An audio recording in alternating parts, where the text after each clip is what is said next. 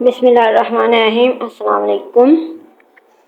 پچھلے ایپیسوڈ میں ہم نے پڑھا تھا کہ کس طرح آپ شام کے سفر پہ گئے تجارتی قافلہ لے کر اور کامیاب تجارت کے بعد واپس آئے۔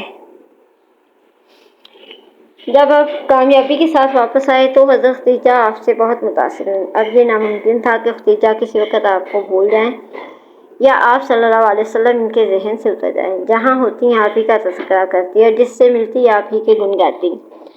اب ان کو آپ سے بے انتہا محبت تھی اور تمنا تھی کہ کسی طرح اس امین اور صالح جوان کو اپنا شریک زندگی بنا لے۔ خدیجہ کو اس کی فکر ہوئی، تمنا ہوئی اور پھر ایک تڑپ بن گئی۔ یہی خدیجہ تھی، ہاں یہی خدیجہ جن کو قریش کے بڑے بڑے رئیسوں نے نکاح کا پیغام بھیجا تھا اور انہوں نے ہر ایک کو ٹھکرا دیا تھا اور لاپرواہی سے رخ پھیر لیا تھا، مگر اس وقت یہ خواہش اتنی بڑی کہ خدیجہ اس راز کو نہ رکھ سکیں اور قریبی عورتوں سے بھی کہہ بیٹھی۔ ان میں ایک خاتون نفیسہ بنت علیہ تھی۔ وہ بولی، خدیجہ کیا حرج ہے، امین سے نکاح کر لو۔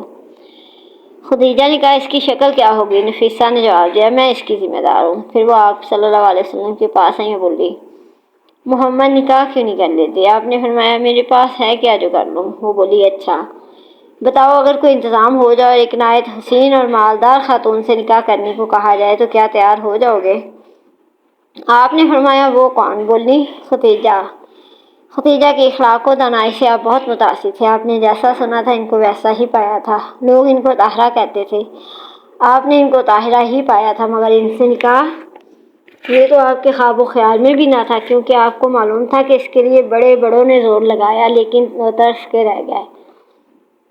آپ نے فرمایا، لیکن خدیجہ سے نکاح کی کیا شکل ہوگی؟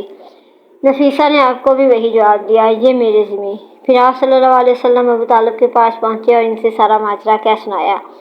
ابو طالب نے سنا تو سخت حیران ہوئے، مگر آپ کی زبان سے کبھی جھوٹ یا غلط بات تو سنی نہ تھی، اس لیے انکار بھی نہ کر سکتے تھے۔ البتہ بولے، تعجب ہے بیٹے، خدیجہ قریش کی معزز خاتون مال و دولت اور جاہ منصب والوں کو ٹھکرا دے اور تم کو اپنا شوہر بنانا پسند کر لے۔ پھر بولے، لیکن بیٹے، اگرچہ تم مال کے کنگال ہو پر شرف و عزت سے مالا مال ہو۔ آپ نے فرمایا، چچا، نہ مجھے مال کی ہوس ہے نہ اس کی کوئی ضرورت۔ پھر ابو طالب نے بھائیوں کو ساتھ لیا، خدیجہ کے چچا عمرو بن اسد کے پاس گئے۔ ان کے بھائی عمرو بن خوالد سے بھی ملے اور آپ کی طرف سے خدیجہ کے نکاح کا پیغام دیا۔ وہ دونوں اسی دم تیار ہو گئے۔ اس طرح چٹ پٹ شادی کا دن طے ہو گیا۔ پھر وہ دن آیا تو خاندان کے تمام شرفا خدیجہ کے مکان پر جمع ہوئے۔ ابو طالب نے خطبہ نکاح دیا۔ خطبہ بہت شاندار تھا، اس سے اندازہ ہوتا ہے کہ آپ کے بڑے آپ کے اخلاق و اوصاف سے کس قدر متاثر تھے۔ حمد و ثنا کے بعد بولے، یہ میرے بھائی عبداللہ کا بیٹا محمد ہے۔ یہ وہ نوجوان ہے کہ قریش میں اس جیسا کوئی نہیں۔ ہاں، مال اس کے پاس کم ہے لیکن مال تو چلتی پھرتی چھاؤں ہے۔ محمد میرا عزیز ہے، یہ تم سب جانتے ہو۔ وہ خویلد کی بیٹی خدیجہ سے نکاح کرنا چاہتا ہے اور میرے مال سے 20 اونٹ مہر مقرر کرتا ہے۔ بخدا اس کا مستقبل انتہائی شاندار ہے۔ اس طرح یہ مبارک تقریب انجام پا گئی اور خاتون قریش امین قریش کے گھر آ گئی۔ اس وقت حضور صلی اللہ علیہ وسلم کی عمر 25 سال 2 ماہ 10 دن تھی اور بی بی خدیجہ کی عمر 40 سال تھی۔ رخ مصطفیٰ ہے وہ آئینہ کہ اب ایسا دوسرا آئینہ، نہ ہماری بزم خیال میں نہ دکان آئینہ ساز میں۔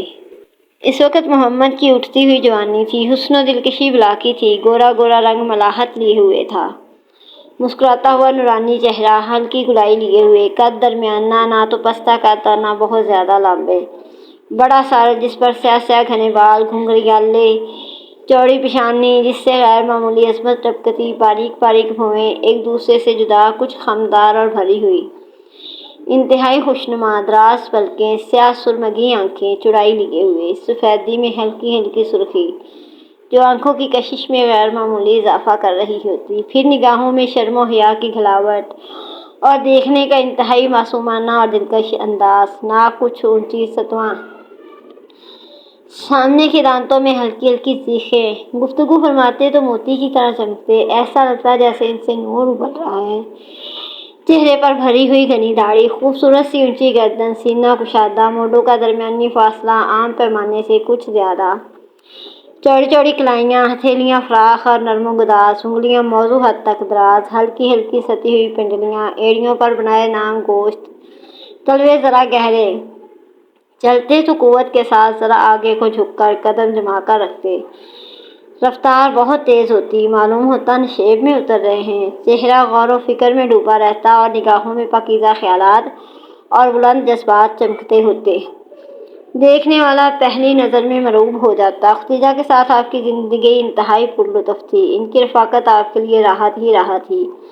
وہ ایک نہایت ہوشیار، تجربہ کار اور سمجھدار خاتون تھی، انہوں نے آپ کی طبیعت اور مزاج کو، آپ کی پسند اور ناپسند کو خوب پہچان لیا اور ہمیشہ اس کا پورا خیال رکھا، آپ کے جذبات اور رجحانات کو، آپ کی امنگوں اور دلچسپیوں کو اچھی طرح سمجھنے اور اس سلسلے میں آپ کے ساتھ پورا تعاون کرا اور ہر طرح سے سہولتیں پہنچانے کے لیے کمر بستہ رہیں۔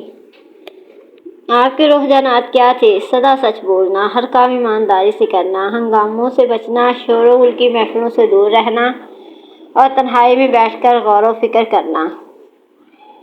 ختیجہ نے ان ساری باتوں کا خیال رکھا، چنانچہ آپ کے معاملات پر کوئی اثر نہیں پڑا۔ آپ اب بھی اسی طرح وسیع اور روح پرور فضاؤں میں نکل جاتے، اب بکریوں کی رکھوالی بھی نہ کرنی ہوتی، اس لیے اور زیادہ یکسوئی و اطمینان رہتا، جب تک چاہتے غور و فکر کرتے، مناظر فطرت کا مشاہدہ کرتے، اس طرح گویا آپ فطرت کی رہنمائی میں اپنے دادا ابراہیم کے نقشِ قدم پر چل رہے تھے اور علم و عرفان اور ایمان و یقین کی منزلیں طے کر رہے تھے۔ وَكَذَلِكَ نُرِي إِبْرَاهِيمَ مَلَكُوتَ السَّمَاوَاتِ وَالْأَرْضِ وَلِيَكُونَ مِنَ الْمُوقِنِينَ، اور اسی طرح ہم ابراہیم کو آسمانوں اور زمین کے نظام سلطنت دکھاتے تھے، اور اس لیے دکھاتے تھے کہ وہ یقین رکھنے والوں میں سے ہو جائے۔ تو کیا آپ حضرت ختیجہ کے حقوق سے غافل رہے؟ نہیں، ایسا نہ تھا۔ اگر ختیجہ ایک وفاشار اور فرزشناس بیوی تھیں تو آپ بھی ایک مثالی شوہر تھے۔ عبادت کے ساتھ ساتھ آپ ختیجہ کا بھی پورا خیال رکھتے، ان کے سارے حقوق ادا کرتے، ان کے دل بہلاؤ کا سامان کرتے، ان کے ذوق اور طبیعت کی پوری رعایت رکھتے، ان کے مال کی ہر طرح حفاظت کرتے، ان کی تجارت کو فروغ دیتے جس پر پورا اطمینان ہوتا، جو سچا اور ایماندار ہوتا، جال بٹے ہوئے سے بیزار ہوتا، اس کو اسی میں شریک کرتے۔ غرض آپ ایک انتہائی محبوب اور حق شناس شوہر تھے۔ ختیجہ کے لیے آپ کے رہن سہن میں بڑی دلکشی اور جان نوازی تھی، آپ کا ساتھ ان کے لیے بڑا سکون بخش اور پرکیف تھا۔ ختیجہ نے آپ کو بڑے بڑے مالداروں اور عزت داروں پر ترجیح دی تھی، جاہ و منصب والوں کے مقابلے میں آپ کو اپنا خاوند بنانا پسند کیا تھا۔ وہ آپ کے بارے میں انتہائی حسن ظن رکھتی تھی، آپ سے بہت ہی پر امید تھی، پھر بھی ان کو پہلے سے کیا اندازہ رہا ہوگا کہ وہ کتنی خوش نصیب ہیں۔ تھے تو آپ تنہائی پسند، لیکن لوگوں سے میل جول بھی رکھتے، ان کے معاملات میں دلچسپی لیتے، ان کی باتوں کو بہت غور سے سنتے، اکثر چپ رہتے، بے ضرورت کبھی نہ بولتے، نہ کسی بات میں لوگوں سے الجھتے، جو بات بھی کہتے بہت ہی مختصر اور کام کی کہتے، اس میں بھی ظرافت ہوتی، ظرافت میں بھی لطافت ہوتی، چہرہ مسکراتا ہوا، دیکھنے میں دلکش اور بھلا لگتا، بات کرنے والا گرویدہ ہو جاتا، یہی مسکراہٹ کبھی کبھی ہنسی میں تبدیل ہو جاتی۔ انہی خوبیوں کی وجہ سے لوگ آپ کی ہر بات کو وزن دیتے، آپ کی رائے کا احترام کرتے اور آپ کے مشوروں پر عمل کرتے۔